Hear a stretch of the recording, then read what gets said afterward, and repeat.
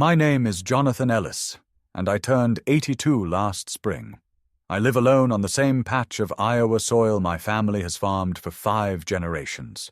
The land stretches over a modest 160 acres, corn mostly, and some soy, with a weathered red barn that leans slightly to the west like a man who's forgotten something. My body is slower now, my hands not as strong as they once were. But I still wake up at 5 every morning and sit by the kitchen window with a mug of black coffee, watching the mist lift off the fields like an old promise returning to the surface. Some mornings, when the light is just right and the silence wide enough, I imagine I can hear the clinking of breakfast dishes, the laughter of children running down the hallway, and the humming of my wife, Ellie, as she made biscuits from scratch. But the house has been quiet for a long time. Ellie died 12 years ago. Stroke. Quick. Decisive. I found her slumped over her favorite chair, the book she was reading open on her lap, her reading glasses hanging halfway down her nose. She looked like she had simply fallen asleep. In many ways, I think she did. The doctor said she didn't suffer. I don't know if that's true, but it comforts me to pretend it is. She was my compass in all things. Small and strong-willed, with a soft voice and an iron backbone. She'd grown up not far from here, the daughter of a Baptist preacher and a schoolteacher. The first time I kissed her was under the old maple tree behind the barn when we were 16. She said she knew then she'd marry me, though she let me sweat through 3 years of dating before she said yes. We were married for 54 years. Not all of them were easy, but every one of them was ours. After she passed, the house became more like a shell I lived inside than a home. The kitchen felt too big, the hallway too long. I stopped using the upstairs entirely. Dust settled in corners she used to polish every Saturday morning, while humming hymns under her breath. Her favorite apron still hangs on the hook by the stove, untouched. I couldn't bring myself to wash it. We had one daughter, Mandy.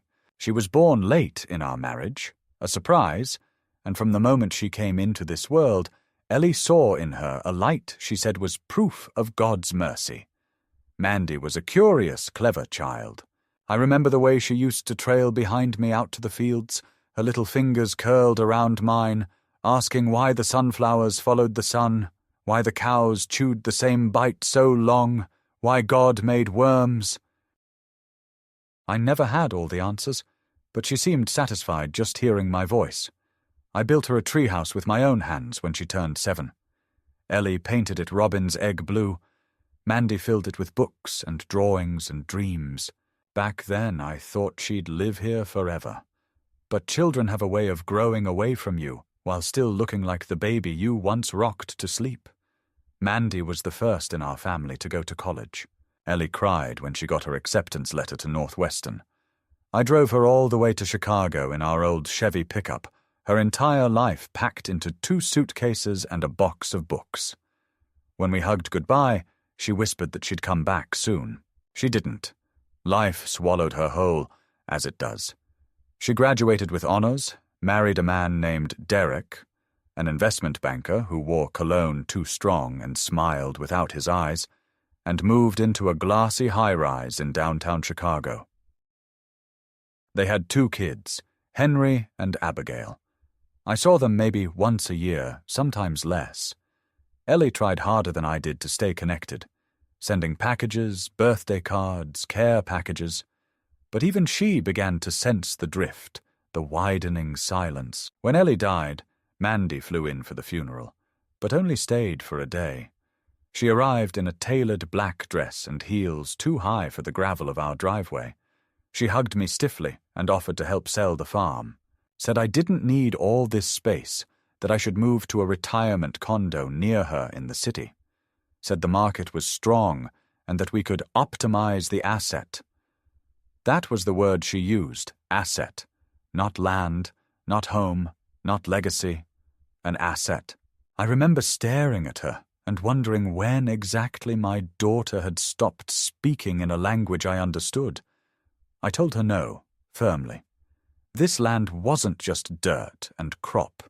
It was memory. It was marriage.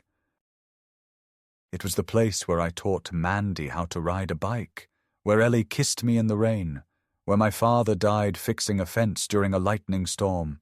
I said I'd rather die in this house with my hands in the soil than in some sterilized condo with laminated floors and a pull cord by the bed.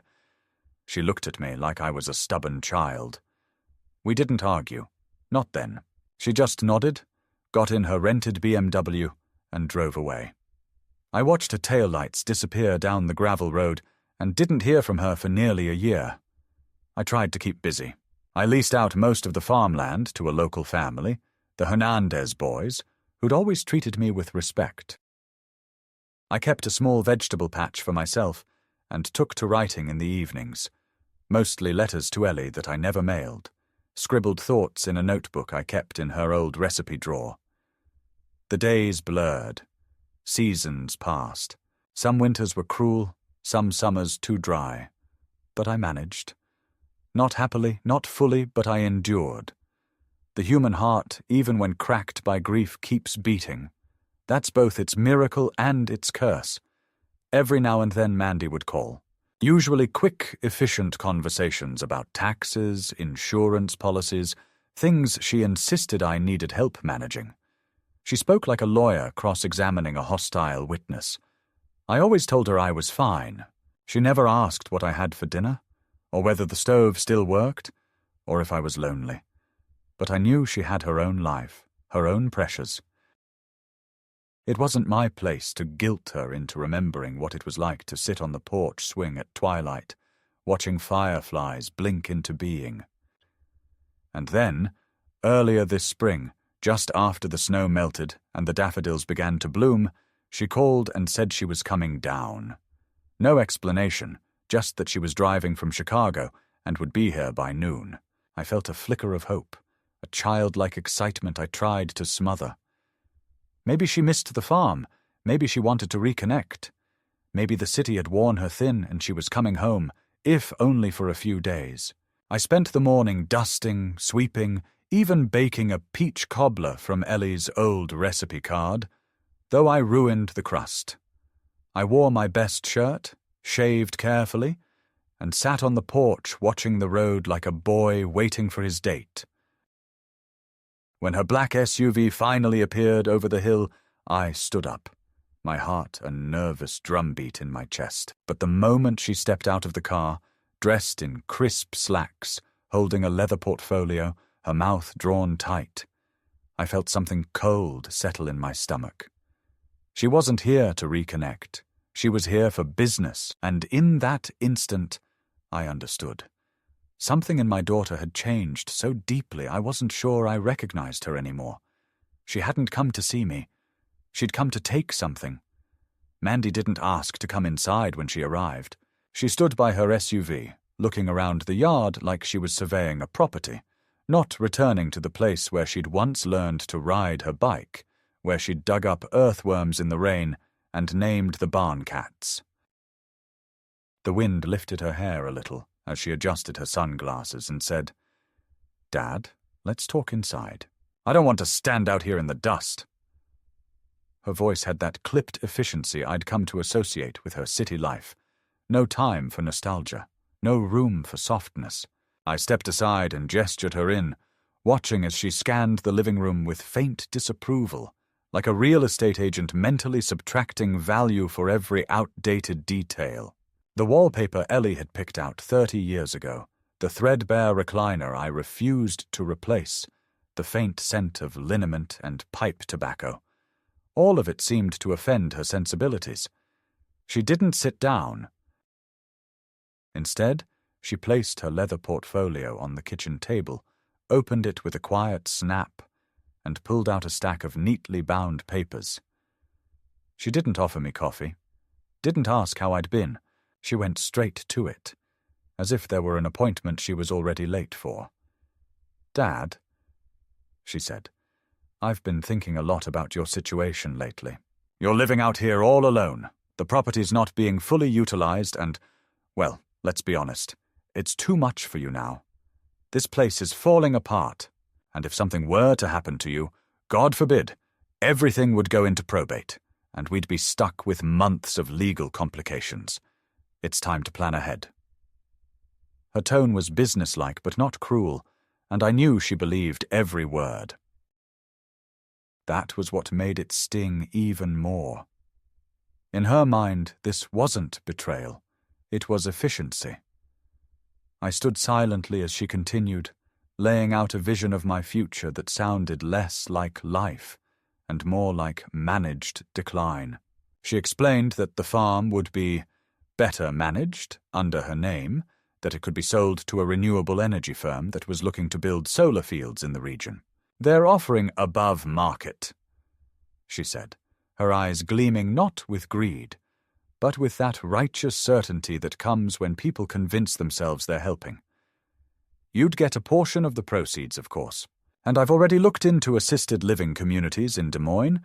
There's one with a private room, medical staff on site, even a little garden for residents. You could be comfortable, safe." I didn't speak. My mind had frozen in a strange place between disbelief and sorrow. My daughter had just laid out a plan to remove me from the only life I'd ever known and called it kindness. Then she said it, the line that shifted everything, that turned confusion into something harder, colder, deeper. "Dad," she said, her hand resting lightly on the folder. "If you don't sign the transfer of deed, you're going to die poor. You don't have enough saved up for long-term care. You'll outlive your money. And then what? You want to end up in a state-run facility? You deserve better. But to make that happen, we need control of the property. Now." I looked at her, and in that moment it was as if all the years collapsed. I didn't see a woman in her 40s with spreadsheets and solutions. I saw the little girl who once scraped her knee running through the cornrows and came crying to me with blood on her shin and dirt on her face, asking me to kiss it better. That little girl had vanished. In her place stood someone I didn't recognize. I asked her why she needed the farm in her name. Why now? She talked about taxes, about estate planning, about leveraging assets for financial liquidity. She spoke in the language of investment advisors and probate lawyers, a tongue I didn't speak. All I heard was that she wanted my land, my home, my past, and she wanted it now. She framed it as an act of care, of strategic foresight, but no matter how many graphs and contingency plans she laid out, I could see the truth buried in her urgency. She wasn't trying to save me. She was trying to protect herself. Maybe her marriage was strained. Maybe the city life wasn't as stable as it seemed, or maybe she just saw the writing on the wall. I was old, my clock ticking louder every season, and the house that had once been filled with warmth was now just an unclaimed inheritance waiting for the final breath to make it official. She pushed the documents toward me. "It's just a transfer of title," she said. "You'll still be able to live here, technically, but it puts everything in motion.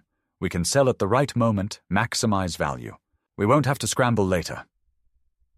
She said it all with a smile, so tight it looked painful. I looked down at the pages.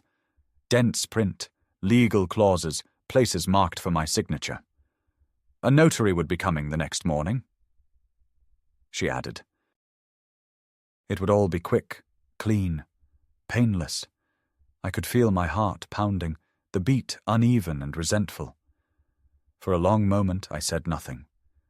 Then I asked her softly, "What happens if I don't sign?" She blinked. "What do you mean?" "I mean," I repeated, "what if I say no?" She looked away, then back. "I'm just trying to help you, Dad. But if you don't sign, you'll leave us no choice. You can't take care of yourself forever.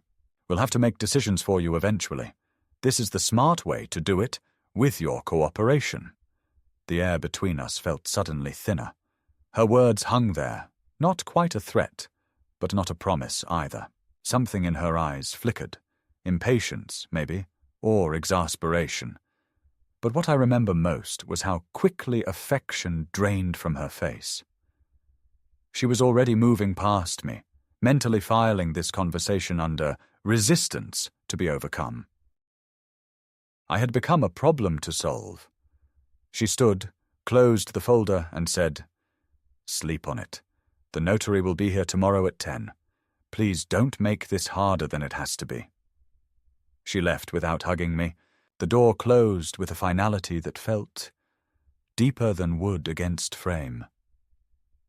I sat there for a long time, staring at the place where the papers had been. The silence in the kitchen was different now, not the silence of loss or of memory, but of betrayal. I felt something in me harden, some ancient root inside my chest curling in defense. I wasn't confused. I wasn't declining. I wasn't poor.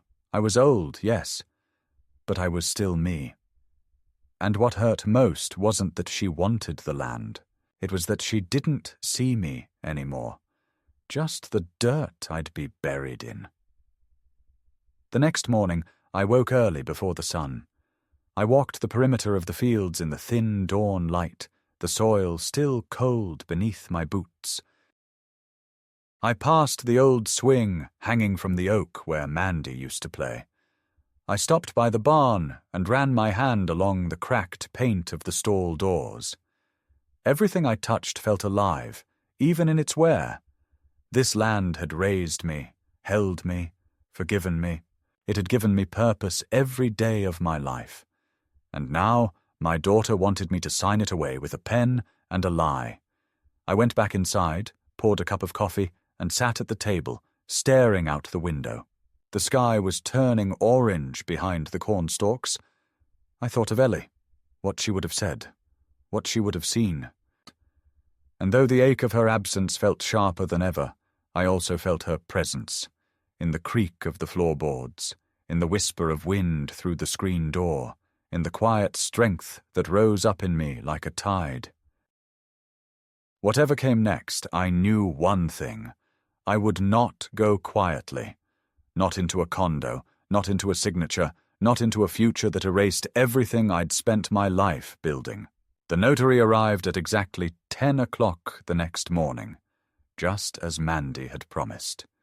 His car was a silver sedan with county plates, the kind leased by professionals who want to seem neutral, efficient, forgettable. I watched from the porch as he stepped out, adjusting his tie in the reflection of the car window. He was a short man in his 50s, bald except for a careful ring of grey hair above his ears. His briefcase clicked open and shut with a kind of practiced indifference, and when he walked towards the house, he didn't even glance at the fields on either side of the driveway. To him, they were just empty land, a commodity measured in acreage and tax value.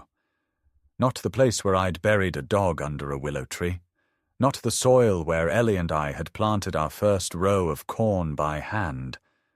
Just acreage. Mandy trailed behind him, still in her city clothes, heels clacking on the wooden steps. She barely looked at me as she crossed the threshold. "Morning," she said, as if we hadn't spoken the night before.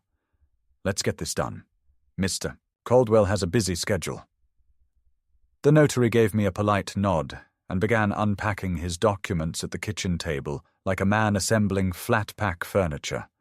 Precise, perfunctory, utterly disengaged.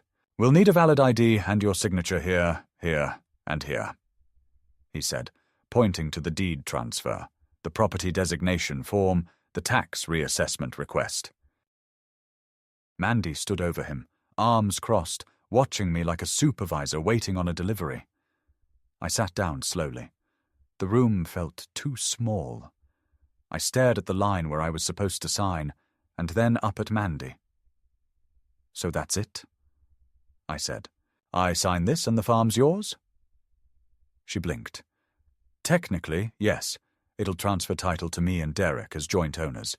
You'll retain occupancy rights, of course, but I'll be able to handle any legal or financial decisions, streamline everything. It's the smart thing to do." I looked at her then, really looked, trying to find the girl I used to know, the one who cried when her goldfish died, who left sticky notes on the fridge that said, "I love you, Daddy," the girl who once made me a card with a crayon drawing of a tractor and a heart. But that girl was gone. The woman standing in front of me had an agenda, a clock ticking in her head, and no patience for sentiment. I picked up the pen. My hands didn't shake. I signed where he told me to, and then again, and again, my name written over and over, like the surrender of a nation carved into treaty paper. The notary stamped each page, clicked his pen, repacked his briefcase. "That's everything," he said. "You'll receive copies by mail." Mandy thanked him, ushered him out the door, and returned a minute later, the folder now zipped shut and cradled under her arm like a trophy. I poured myself a glass of water and sat back down. "So now what?" I asked. Mandy checked her phone. "I've already scheduled an appraisal.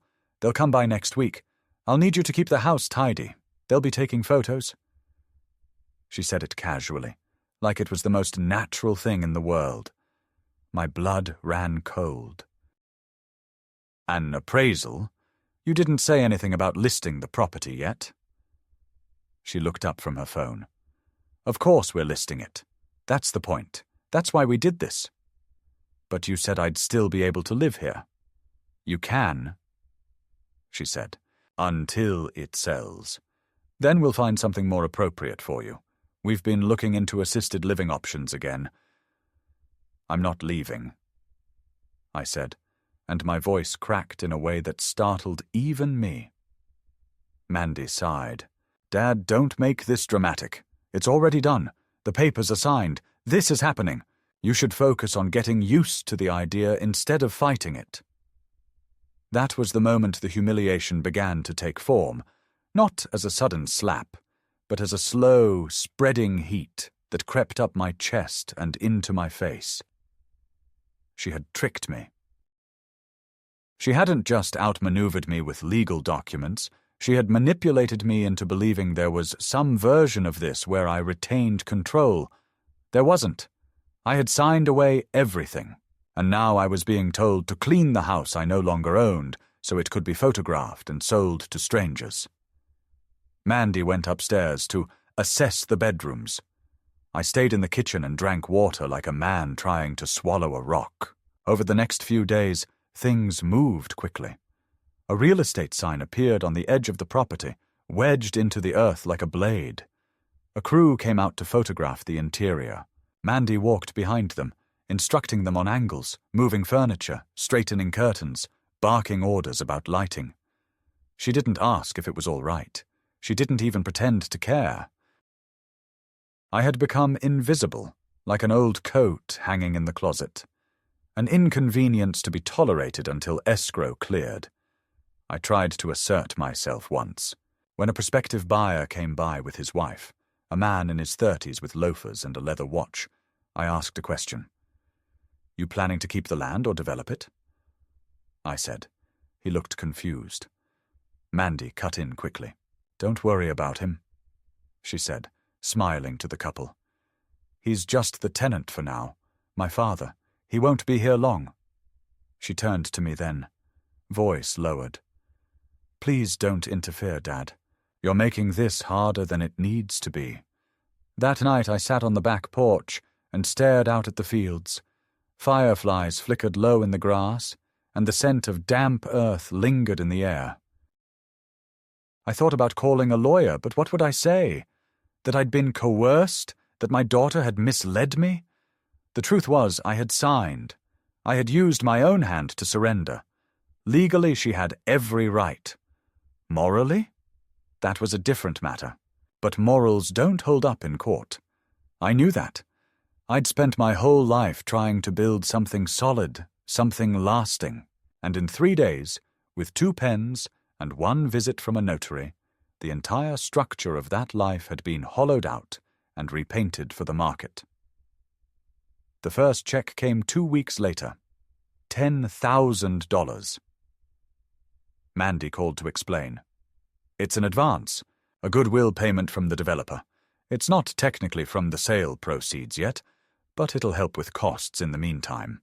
You can use it for moving expenses medical appointments, whatever you need. I didn't cash it. I placed it in Ellie's recipe box between a lemon bar clipping and an old grocery list, and left it there. Blood money. I didn't want it. What I wanted was something Mandy couldn't give me. To be seen, to be valued not as a liability, not as a transaction, but as a man who had lived, worked, and loved with his whole heart on this land. I was tired, yes. I was old, yes, but I was still here, still capable of feeling betrayed, still capable of pain. The worst part wasn't even the betrayal. It was the condescension. The way she began to talk to me like a child, asking if I'd taken my medication, offering to schedule my doctor's appointments, buying me slip-on shoes without laces in case of falls. I had survived wars, droughts, economic collapses. I had buried my wife and kept breathing. And now I was being talked to like a man one gust of wind away from collapse. I stopped answering her calls. She texted instead, brief messages with bullet points, updates about offers, showings, escrow timelines. She never asked how I was sleeping, never asked what I thought. I started to feel like a ghost in my own house, still occupying space, but unseen, unheard. Every sound of footsteps in the hallway made me flinch. Every knock at the door was a possible goodbye. But in the quiet, something else began to form. Not rage, not revenge, at least not yet, but a kind of clarity. The fog of shock began to lift, and I started to read. I pulled out the contract. I looked over the fine print. I called the county clerk. I found the original deed and examined every line. And what I discovered sparked the first flicker of hope I'd felt in weeks. Buried near the end, in dense legalese, was a clause I hadn't noticed before. It preserved residential occupancy and full rights of access and use to the transferor, me, for the duration of my natural life. It also specified that any resale or development required either my signed consent or court approval.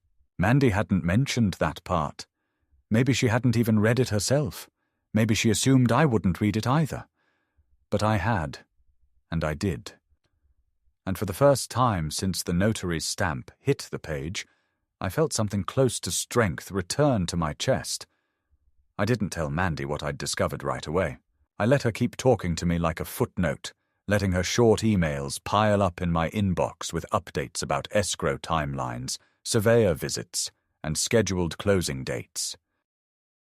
She didn't ask for my input anymore, because she believed she didn't need it. That assumption became my weapon. I printed copies of the deed and highlighted the clause that stated I retained full residential and usage rights unless I gave written consent to relinquish them. Then I drove into town and made an appointment with a local attorney, an old school fellow named Marvin Delaney, whose office smelled like pipe smoke and floor polish. Marvin had helped me sort out Ellie's will years ago, and I trusted him more than I trusted most people still living. He read the contract slowly, nodding occasionally, murmuring to himself like he was translating from a foreign tongue. When he finally looked up, his expression was somewhere between amused and impressed. "Well, Jonathan," he said, tapping the highlighted section. "You're still the legal occupant. And more than that, they can't legally sell the property without your cooperation unless they want to fight it in probate court. And even then, they'd be up against a lifetime occupancy clause, which judges tend to respect." He sat back in his chair. "Your daughter may have title, but she doesn't have possession. That's a big difference. This clause essentially makes you a life tenant. They can't evict you. They can't even legally ask you to leave unless you violate some specific condition, which you haven't. As long as you're alive and living on the property, they're stuck." I left his office with a copy of the legal summary and a weight in my chest that felt suddenly lighter. I wasn't powerless. I wasn't a spectator in my own story. But I didn't rush to confront Mandy. No, I wanted her to reveal herself fully first, to stretch her betrayal to its natural limit so that, when I finally stood up, she'd know exactly what she'd tried to bury. I waited, and it didn't take long. The following week, Mandy returned, this time with Derek. I hadn't seen my son-in-law in years, and he arrived in a pressed button-down and mirrored sunglasses, all gleam and contempt. They didn't bother knocking. Mandy walked in first, calling out my name like I was some absent janitor in need of instruction. "Dad," she said, "we need to talk." Derek followed close behind, arms crossed. "There's an issue with the buyer," Mandy began. "They're getting cold feet because the appraisal came in lower than expected, and we're losing momentum. We need to move fast, or this deal will fall apart."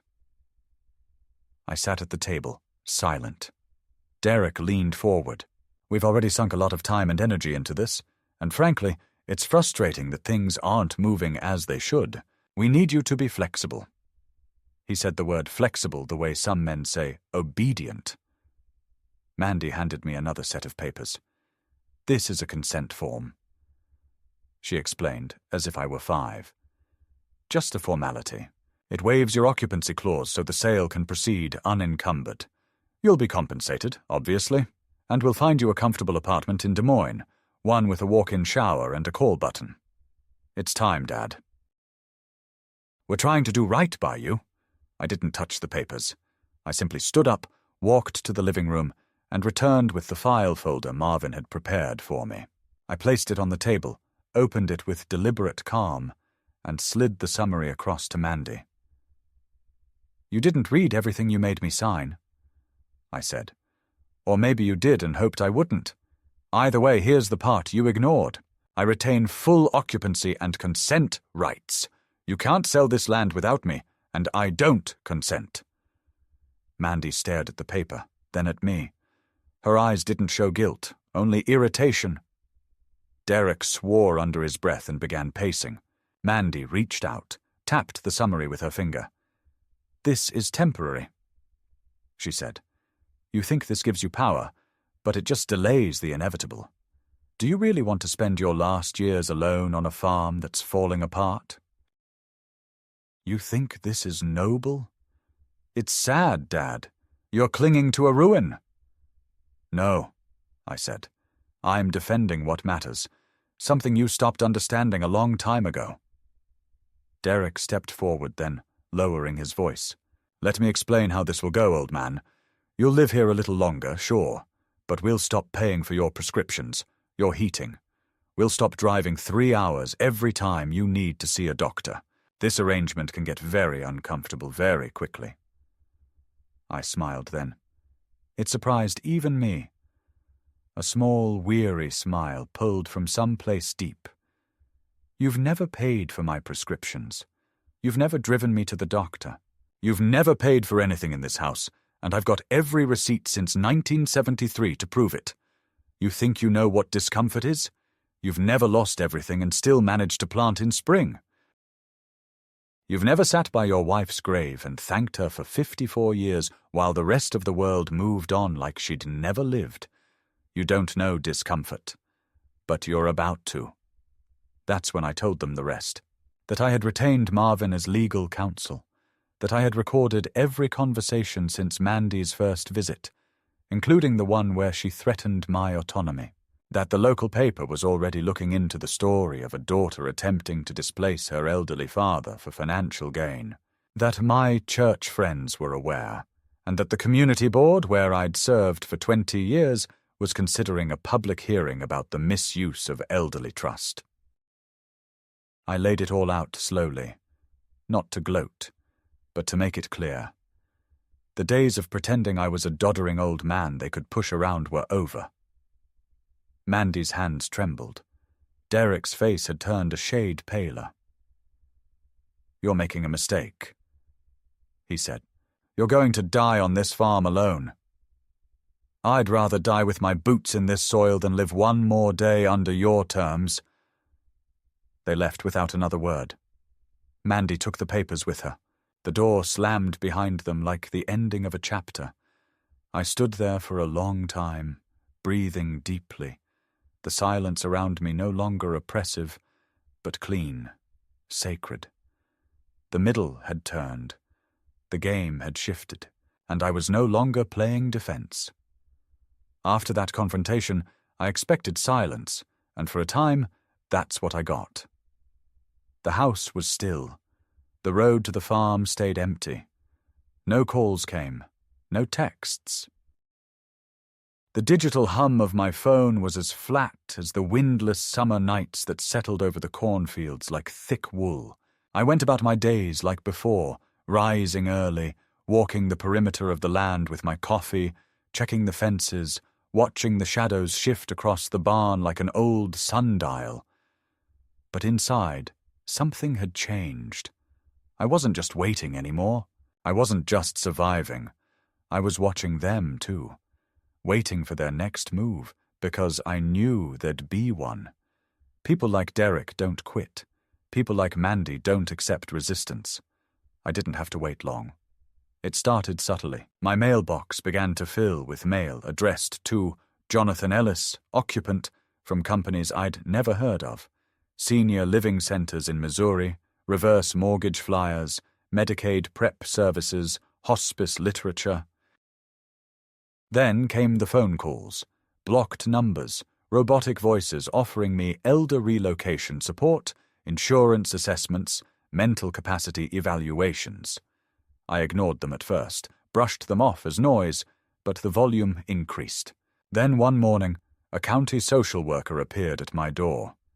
Her name was Heather, a well-meaning woman in her 30s, with a tote bag full of pamphlets and a clipboard she clutched like a shield.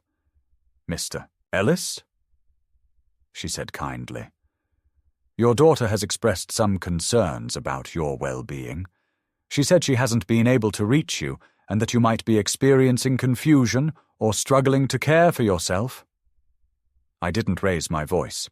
I simply invited her in, offered her tea, and handed her my neatly maintained daily log, something I'd kept religiously since Ellie passed, part journal, part farm calendar, part financial ledger. It included medication notes, meal plans, proof of grocery deliveries, utility payments, a working list of appointments. I showed her my freezer, my medicine cabinet, my file cabinet, all in order. I told her calmly, plainly, that Mandy was retaliating because I wouldn't sign away my rights, and I watched Heather's eyes change as she read between the lines.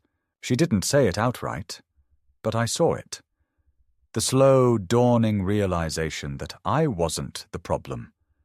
I was the target. She closed her clipboard and promised to file a note that no further action was required. But her visit had made something very clear. Mandy was preparing for a longer war, and she had changed her tactics. She wasn't just trying to sell the house now, she was trying to frame me as incompetent. And once that ball started rolling, it wouldn't stop. The next time it wouldn't be Heather. It'd be a court order, a guardianship hearing, a sealed folder with a diagnosis I didn't agree with, issued by a doctor I'd never met. I called Marvin that afternoon and told him everything. He didn't sound surprised. "She's laying the groundwork," he said. "They'll push for a capacity hearing. If they get a judge to agree that you're unable to manage your own affairs, they can override the occupancy clause through guardianship law. It's rare, it's hard to prove, but it's possible, especially if they fabricate evidence or pay the right specialists. We need to stay ahead." And so we did. Marvin filed paperwork establishing that I was of sound mind and provided my medical records, which showed no signs of cognitive decline. We set up a voluntary psychiatric evaluation with a respected geriatric psychiatrist in Des Moines, and I passed every test with room to spare. Word spread quietly in town. People at the church began to ask gentle questions. Had Mandy really done what they'd heard? Had she really tried to sell the farm out from under me? I didn't answer directly, but the silence was enough. And silence, in a small community, is louder than truth. Then came the financial assault. My long-time bank, where I'd held accounts for over 4 decades, called to inform me that someone had attempted to change the primary address on my savings account. The request had come with forged documentation, a fabricated medical letter stating I was being relocated to a facility in Davenport. The bank flagged it as suspicious and froze the change. I thanked them and requested that all further account modifications require in-person approval and a double verification process. Marvin filed a fraud complaint with the State Financial Commission. I had never imagined my own daughter's husband would stoop to document forgery, but now nothing surprised me. Not long after that, my pharmacist notified me that someone had called trying to transfer my prescriptions to a clinic near Chicago. When I asked who, they said it was a family representative. I had that blocked too. By midsummer, the pressure campaign escalated further. A man I didn't recognize showed up on the property one evening, parked just outside the tree line. He stayed in the truck for over an hour, engine running, just sitting there, watching. When I approached, he drove off. 2 days later, a drone hovered over the barn for 15 minutes, buzzing like a mechanical fly. I shot it down with the old shotgun I kept by the kitchen door. I reported it, and Marvin added it to the growing file. Derek was testing the perimeter now, not just legally, but physically. He was trying to intimidate me, to make me feel unsafe, unprotected. It didn't work. I'd fought off worse men with more behind them than Derek Holloway. 1 week after the drone, I received a certified letter from a law firm in Chicago. It stated that Mandy and Derek were filing a petition to assume medical and financial guardianship over me, citing emerging evidence of diminished capacity, inconsistent communication, and erratic behavior, including discharging firearms on private property and refusing medical assistance. They had even attached a sworn affidavit from an anonymous source claiming I'd been seen wandering disoriented near the county road and yelling at shadows. Marvin laughed when he read it. "This is desperation," he said. "It's sloppy, full of holes, but if we ignore it, they'll gain traction, so we won't ignore it." He immediately counterfiled with a request for full discovery, including names of all witnesses and medical evaluations. We subpoenaed their communications, requested a cease and desist on further impersonations of me with financial and medical institutions, and filed a preemptive restraining order barring Derek from setting foot on the property without a sheriff's escort. The local paper, once hesitant, now picked up the story. A quiet headline ran on page 3. "Elderly farmer fights daughter's legal push for guardianship." It wasn't front-page material, but in a town like ours, it was thunder. I stopped getting flyers in the mail. The drone never returned. But the air was tense, like the lull before harvest. Too still, too clean, waiting to break. What I hadn't expected, what nearly undid me, was the letter from Abigail, Mandy's daughter, my granddaughter. She was 19 now, in her sophomore year at the University of Illinois. I hadn't seen her since she was 14, when she still wore braces and hugged me with both arms. Her handwriting was neat, adult.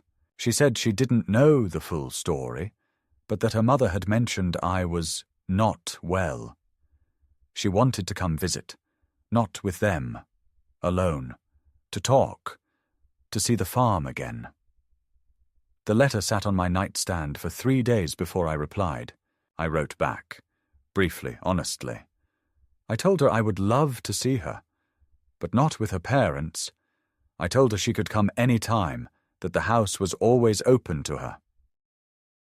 When she arrived 3 weeks later, in a dusty rental car with a backpack and a notebook, I wept, not because she had returned, but because when she stepped out of the car and looked at the porch, I saw something in her face I hadn't seen in Mandy's for decades. Recognition. Abigail stayed for 2 days. She slept in her mother's old room, the one with the pale blue curtains Ellie had sewn when Mandy was 10, the room that still smelled faintly of lilac and old paper. We didn't talk much the first night. She wandered the house with quiet reverence, touching doorknobs, looking at the framed photographs on the walls, trailing her fingers along the carved edge of the banister. She didn't speak in that impatient, always rushing way so common to the young. She moved slowly, like someone in a museum of something she had forgotten she once belonged to. We ate soup and cornbread at the kitchen table, and when she looked up and said, "This tastes like childhood," I had to turn away for a moment and wipe my eyes. The next morning, we walked the field lines. She wore old sneakers and one of my flannel shirts rolled up at the sleeves. We didn't speak until we reached the north fence. There, she stopped, looked out over the acres of swaying corn and said, "Grandpa, I need to know the truth. Did Mom really try to take the farm?" I didn't answer right away. I watched a hawk circle overhead. I listened to the insects in the grass. Then I told her everything.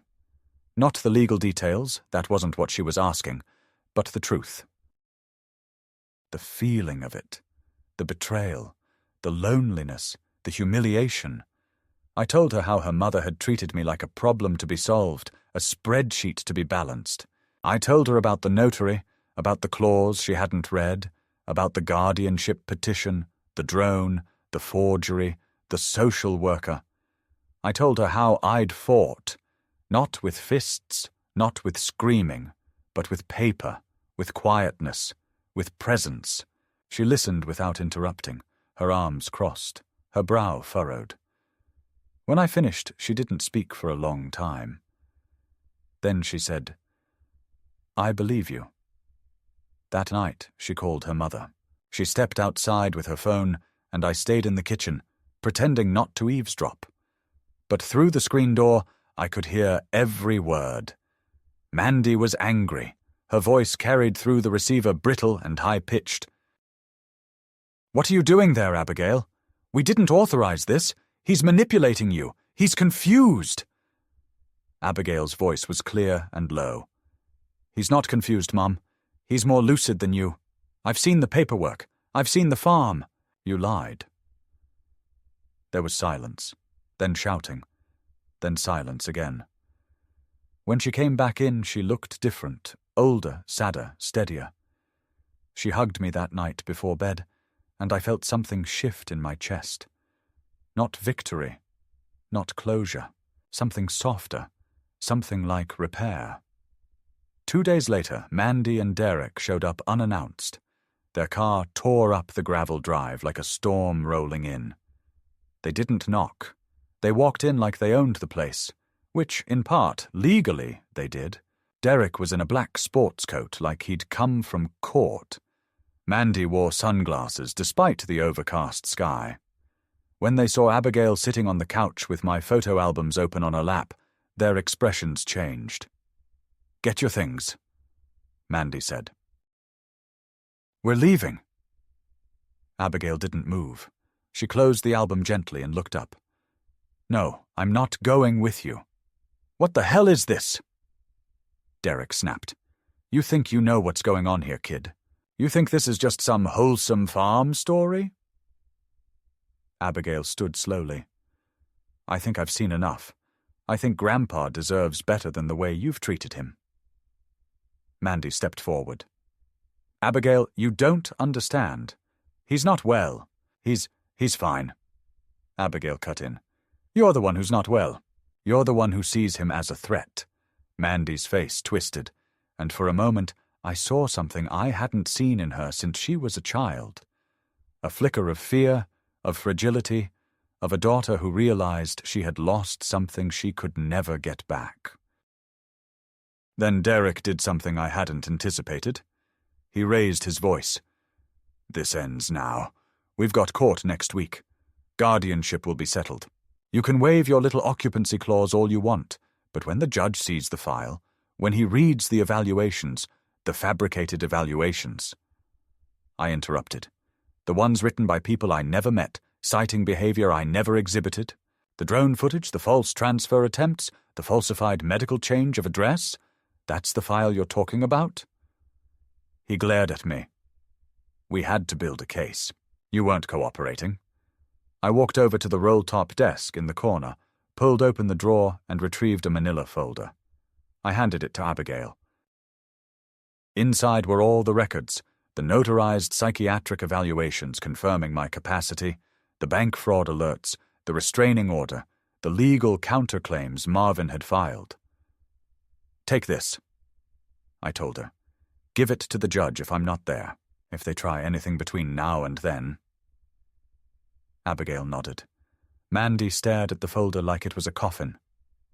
Derek turned to her, whispered something, then looked back at me. "You really think you've won?" he asked. "You think this means you get to live out here alone forever, clinging to memories and dirt?" I looked at him and smiled. Not the smile of triumph, but of certainty. "I think I get to decide how my story ends." He stepped forward like he might say something more, but Mandy grabbed his arm and pulled him back. Her eyes met mine for a moment, and then, without a word, they turned and left. The guardianship hearing was 2 weeks later. I didn't have to go. The judge dismissed their petition within the first hour after reading the documentation. The court found no grounds to question my mental fitness and issued a warning to the petitioners against filing fraudulent or speculative claims in the future. Marvin said Mandy had cried in the hallway. Derek had stormed out before the judge finished speaking. I stayed on the farm. I hired a new accountant. I updated the title to reflect the occupancy clause in bolder language with specific limitations on transfer. Abigail came back 2 more times that fall. We walked the orchard Ellie planted. We sat on the porch and drank sweet tea. She helped me digitize old family photos. I gave her a copy of Ellie's recipe book. "This belongs to you now," I said. Not because of blood, because of love. One afternoon, as we sat watching the wind move through the cornstalks, she asked, "Will you ever forgive her?" I thought about it. I didn't answer right away. Finally, I said, "Forgiveness isn't a gift for the person who hurt you. It's a release for yourself. But you have to mean it, and I'm not ready. Maybe I never will be." That night I wrote a letter I never mailed. I addressed it to Mandy. I told her I remembered the day she was born, how Ellie had wept with joy. I told her about the way she used to ask if clouds had names, and how we'd lay on the roof of the barn watching them drift like gods. I told her I missed that little girl every day. Then I folded it, sealed it, and placed it in Ellie's recipe box. Some things stay better unspoken, but not unremembered. The first snow fell in late November, quiet and heavy, blanketing the fields in a stillness that made the farm feel sacred again. It was a soft ending to a violent season, not of weather, but of the soul. I sat by the window with a quilt over my lap, Ellie's rocking chair creaking beneath me, the same rhythm she used to hum to. Outside, the wind bent the trees gently, and the fence posts vanished into a sea of white. The silence felt earned, not empty, but whole. The way silence should feel after battle. Mandy never called again. Not for Christmas, not for my birthday, not when the newspaper published a follow-up story titled, "He Fought for His Farm, and Won." I think some part of her knew that whatever line she crossed wasn't just legal or moral, it was ancestral. She had broken faith with something deeper than property. She had betrayed memory itself, and memory, like land, remembers who tends it and who tries to pave it over. I wasn't angry anymore, not in the way I had been. That fire had burned out. What remained was colder, cleaner, a kind of inner distance I no longer wished to bridge. Derek was seen at a networking event in Chicago a few weeks after the court ruling, promoting a real estate venture that had nothing to do with farmland. I doubt he ever really cared about the farm beyond the profit it promised. But Mandy had known better. She had grown up with her bare feet in this soil. That's what made her betrayal worse. She knew what she was taking. I kept living as I always had, but something shifted in me. I started writing more seriously, pages each day, not just to Ellie, but to the land, to the memory of my father, to the future I would not see, but hoped someone like Abigail would carry forward. I didn't want the story to end with courtroom transcripts and legal victories. I wanted the story to echo with the hum of tractors, with the sound of canning jars clinking in a cellar, with the sight of a granddaughter lifting an apple from a tree she helped prune. Abigail began visiting more often. Not out of pity, never out of duty. She came because she wanted to. She started asking questions not just about the farm, but about how Ellie made jam, how the old irrigation system worked, how to check the quality of seed. She watched how I moved through the barn, how I sharpened tools, how I spoke to the land. One day she said she was thinking of taking a gap year, not to run away from school, she said, but to run toward something that feels real. I told her the farm wasn't a romantic escape. It was work. It was repetition. It was failure and soil and sunburn. She smiled. I know, she said. That's why I want it. So I drew up a new will. I made Abigail the beneficiary of everything: land, tools, house, contents. But I did it with one condition. She couldn't sell it for 10 years. Not a foot of it. If she wanted it, she had to live it. Work it. Respect it. She signed the paper without blinking. It was the first time in decades I'd seen someone commit to this place without trying to change it. One afternoon I stood at the edge of the orchard and looked out over the farm. The sun was low, and the light struck the snow in such a way that everything glowed faintly gold. I remembered holding Mandy on my shoulders in that same spot when she was 3, her arms stretched wide, laughing at the sky. I didn't regret loving her. I didn't regret raising her here. But I also no longer waited for her return. Some people walk too far away to ever find the path back, and even if they do, they may not recognize home when they see it. In the end, the farm outlived the storm. Not because of lawyers or courts, but because it held something Mandy had forgotten and Abigail had remembered. This wasn't just land. It was the memory of hands in soil, of loss and continuity, of promises made quietly and kept through generations. It was love, made real. And as long as someone remembered that, really remembered it, then I knew the land was safe. And so was I.